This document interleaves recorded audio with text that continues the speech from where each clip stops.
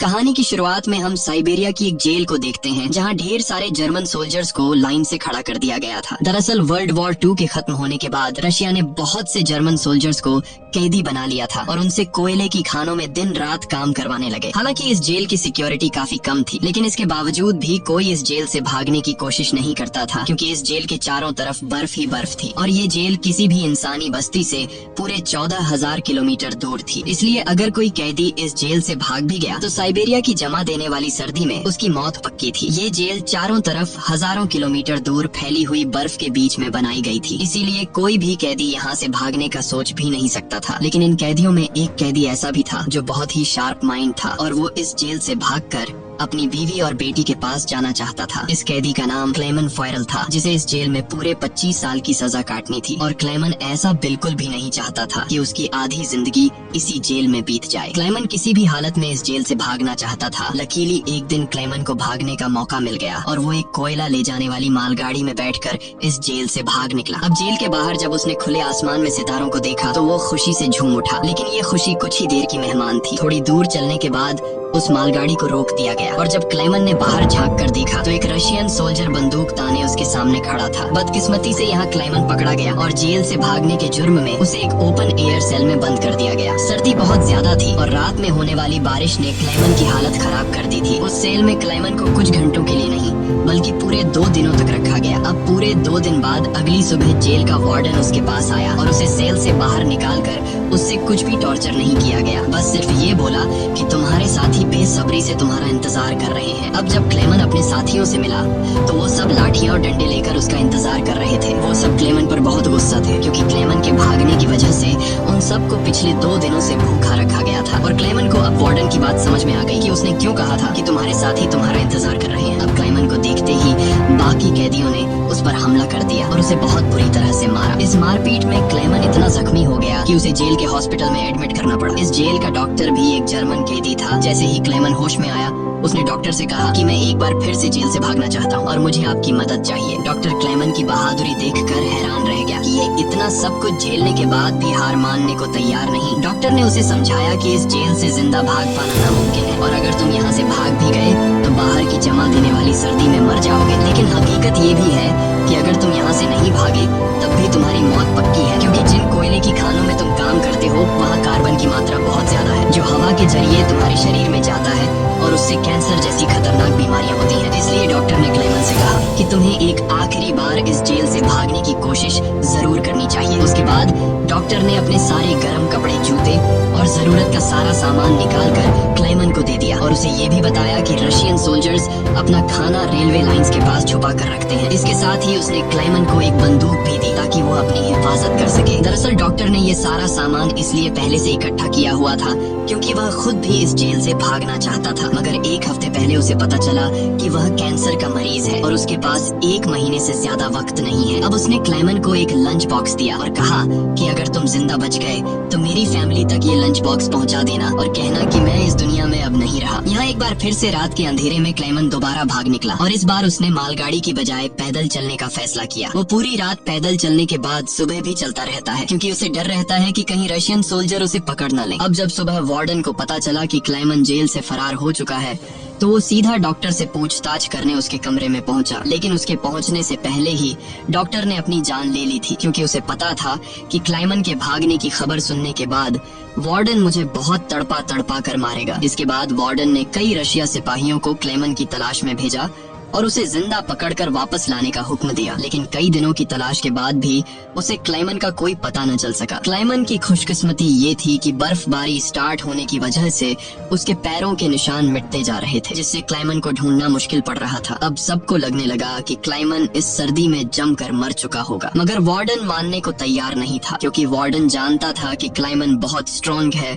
और वो इतनी आसानी से हार नहीं मानेगा, इसलिए उसने तलाश जारी रखने का हुक्म दिया। वहीं दूसरी तरफ हम क्लेमन को देखते हैं जो पूरे जोश के साथ बर्फीले तूफान को पार करते हुए आगे बढ़ रहा था। जेल से भागने के 9 दिन बाद उसे अचानक कुत्तों के भौंकने की आवाज सुनाई दी और जैसे ही वो पीछे मुड़ा उसने एक स्लेज को अपनी तरफ आते देखा। उससे पहले कि वो भागता वो स्लेज उसके पास आ गई और उस पर चढ़ती हुई आगे निकल गई। तभी क्लेमन की आंख खुल गई और उसे पता चला कि वो सिर्फ सपना देख रहा था। दरअसल क्लेमन पिछले 9 दिनों से पैदल चल रहा था और अब उसका खाना भी खत्म हो चुका था। भूख और थकान की वजह से उसका आगे बढ़ना मुश्किल हो गया था, लेकिन इसके बावजूद क्लेमन ने हार नहीं मानी और जैसे तैसे चलता रहा। कुछ दिनों के बाद उसका जिस्म भी जवाब दे गया और वो भूख से बेहोश हो गया। अब कुछ घंटों बाद जब उसे होश आया, उसने अपने आसपास एक अजीब सी आवाज सुनी। तभी उसने एक सील को देखा और ये देखते ही उसकी आंखें चमक उठी। उसने फौरन अपनी बंदूक निकाली और पूरी ताकत के साथ निशाना लगाने की कोशिश की, लेकिन थकान और कमजोरी की वजह से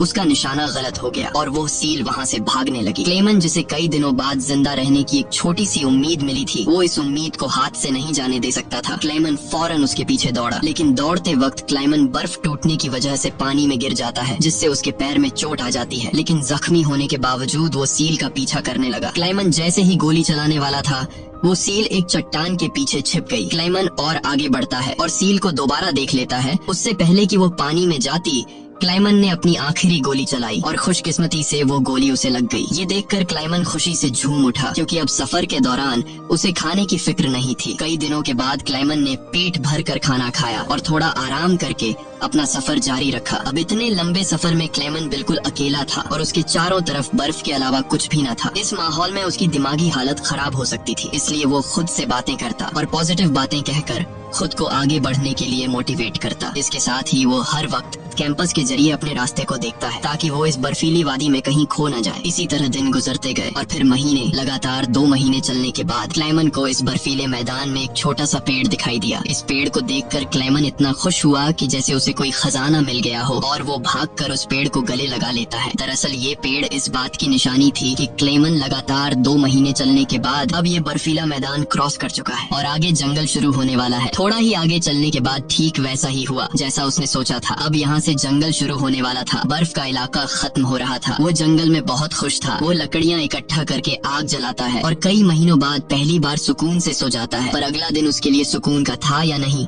ये कोई नहीं जानता। दूसरी तरफ हम वार्डन को देखते हैं, जो अब भी क्लेमन की तलाश में था और उसने अपनी सर्च पार्टी को हुक्म दिया कि वो 500 किलोमीटर के दायरे में क्लेमन की तलाश करें। वहीं क्लेमन एक जंगल से होता हुआ आगे बढ़ रहा था कि अचानक वहाँ एक बर्फीला तूफान आ गया। ये तूफान इतना तेज था कि बड़े बड़े पेड़ भी जमीन से उखड़कर गिरने लगे। क्लेमन जैसे ही आगे बढ़ने की कोशिश करता है, एक बड़ा सा पेड़ सीधा उस पर गिर जाता है। क्लेमन की किस्मत अच्छी थी कि शाम में 2 आदमी यहाँ से गुजरे जो सोने की तलाश में थे। उन्होंने क्लेमन को देख लिया और वक्त पर उसकी जान बचा ली। उसके बाद ये तीनों एक साथ आगे बढ़े और कई दिनों के सफर के बाद बर्फीले मैदान से बाहर निकल आए। रास्ते में उन्हें एक दरिया मिला, जिसे पार करने के लिए उन्होंने लकड़ी की एक कश्ती बनाई। दरिया पार करते वक्त वह आपस में बातें करने लगे और एक दूसरे को बचपन के किस्से सुनाने लगे। लेकिन इसी बीच दरिया का बहाव तेज हो गया और कश्ती काबू से बाहर होने लगी। ऐसे में एक साथी का तवाजुन बिगड़ गया और वह सीधा पानी में जा गिरा। उसे तैरना नहीं आता था, वह डूबने लगा। ये देखकर क्लेमन ने पानी में छलांग लगा दी और किसी तरह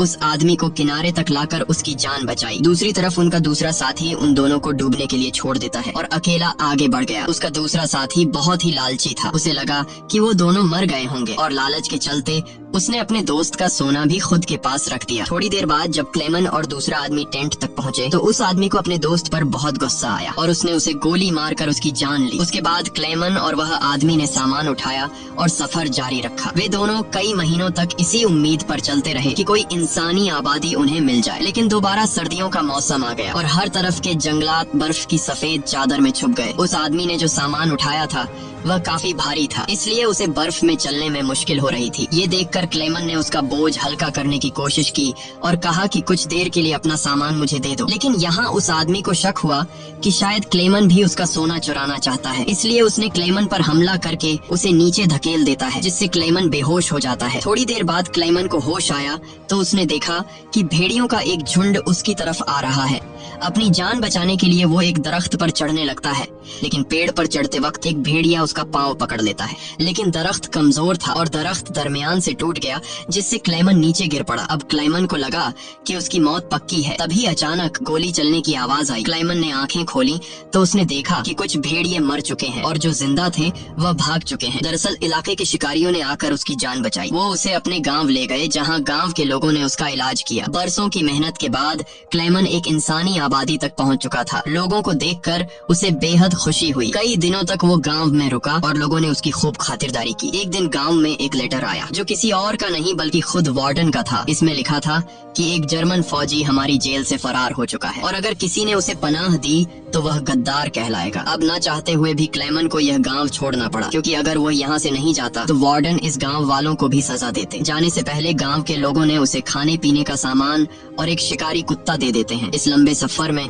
अब क्लेमन का एक साथी भी बन गया है, इसलिए अब उसे अकेलापन महसूस नहीं हो रहा था। वे दोनों कई दिनों तक चलते रहे। रास्ते में उन्हें एक लकड़ी की फैक्ट्री नजर आई और कुत्ता खाने की तलाश में उसकी तरफ दौड़ा। अब क्लेमन अपने कुत्ते को बचाने के लिए मिल के अंदर गया। वहाँ वर्करों ने क्लेमन को पहचान लिया और उसे मालिक के पास ले गए। वहाँ जाकर क्लेमन ने मालिक को अपनी पूरी कहानी सुनाई, जिससे सबको क्लेमन पर तरस आया। उन्होंने उसे खाना खिलाया और जर्मनी जाने वाली ट्रेन में बिठा दिया। क्लेमन खुश था कि वह जल्द अपने घर पहुँच जाएगा, लेकिन वो नहीं जानता था कि मिल के मालिक ने उसकी खबर वार्डन को दे दी है। अब वार्डन अपने सिपाहियों के साथ स्टेशन पर उसका इंतजार कर रहा था, लेकिन स्टेशन पहुँचने से पहले क्लेमन ने दूर से रशियन सोल्जर्स को देख लिया और मौका मिलते ही ट्रेन से कूदकर भाग निकला। मगर बदकिस्मती से रशियन सिपाहियों ने उसे देख लिया और उसका पीछा करने लगे। क्लेमन ने जल्दी से पटरियां पार की, लेकिन अचानक न जाने वार्डन कहां से सामने आ गया। ये देखकर क्लेमन का दिल घबरा गया, क्योंकि अब उसे लगा कि उसकी बरसों की मेहनत जाया हो गई। अब इससे पहले कि वार्डन उसे गिरफ्तार करता, क्लेमन के कुत्ते ने वार्डन पर हमला करके उसे काट लिया और यूं एक बार फिर से क्लेमन को भागने का मौका मिल गया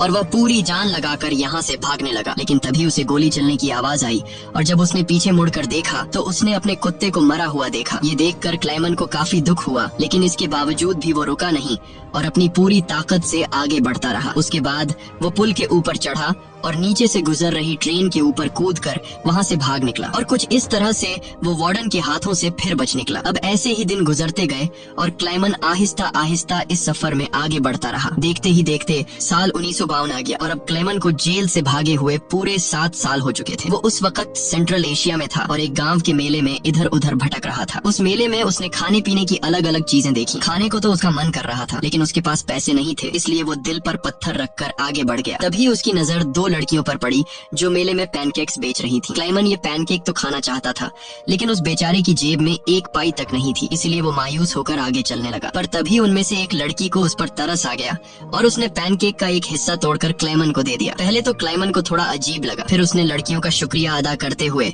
वो पैनकेक खा लिया। अब इस मेले में एक ज्यूइश आदमी भी था जिसने ये सब कुछ देख लिया था। उसके बाद क्लेमन एक चर्च में गया और ये आदमी भी उसका पीछा करते हुए चर्च में आ पहुंचा। दरअसल ये आदमी भी किसी जमाने में एक कैदी हुआ करता था, इसलिए उसने क्लेमन को पुलिस के हवाले नहीं किया और उसकी मदद करने की कोशिश की। उसके बाद वो क्लेमन को लेकर अपने घर गया, जहाँ क्लेमन ने कई साल बाद शेव की और अपने पुराने हुलिये में वापस आया। फिर उस आदमी ने क्लेमन को एक नया पासपोर्ट दिया ताकि वो रशिया के बॉर्डर को क्रॉस करके जर्मनी पहुंच सके। क्लेमन उस आदमी से बहुत खुश हुआ। जाने से पहले क्लेमन ने उसका शुक्रिया अदा किया और रशिया और जर्मनी की बॉर्डर की तरफ निकल पड़ा। कुछ हफ्ते बाद क्लेमन रशिया के बॉर्डर तक पहुंच गया और वहाँ मौजूद रशियन सिपाही को अपना पासपोर्ट दिखाया। यहाँ क्लेमन को ये डर था कि कहीं वो सिपाही उसे पहचान न ले या उसका जाली पासपोर्ट पकड़ा न जाए, लेकिन खुशकिस्मती से ऐसा कुछ नहीं हुआ और सिपाही ने क्लेमन को बॉर्डर पार करने की इजाजत दे दी। अब ये देखकर क्लेमन को इतनी खुशी हुई कि वो चाहकर भी अपनी हंसी नहीं रोक पाया। अब फाइनली वो उस पुल पर आ गया जिसे पार करते ही वो अपने मुल्क जर्मनी में पहुंच जाएगा। पर जैसे ही वो आधे रास्ते तक पहुंचा, उसकी आंखों पर एक तेज रोशनी पड़ी और जब उसने आंखें खोली तो उसने वार्डन को अपने सामने पाया। अब जब क्लेमन ने पीछे मुड़कर देखा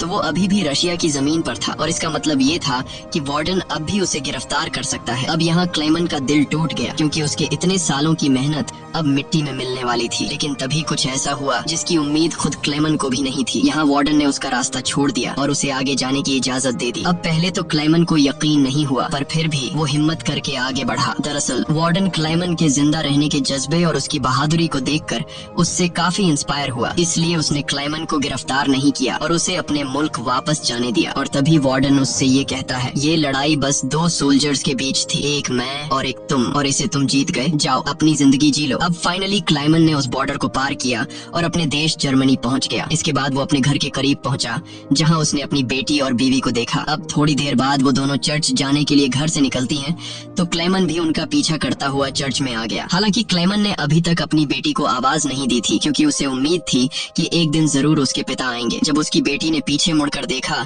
तो उसने अपने पिता को पहचान लिया और दौड़कर अपने पिता को गले से लगा लिया। अब इतने सालों बाद क्लेमन को जिंदा देखकर उसकी वाइफ की खुशी का तो कोई कोई ठिकाना नहीं था। फाइनली उन तीनों ने एक दूसरे को गले लगाया और इसी के साथ सच्ची कहानी पर बनाई गई ये फिल्म यहाँ पर खत्म हो गई। उम्मीद है आपको आज की कहानी पसंद आई हो। अगर आपको ये वीडियो अच्छी लगी हो तो इसे लाइक कर देना और चैनल को सब्सक्राइब कर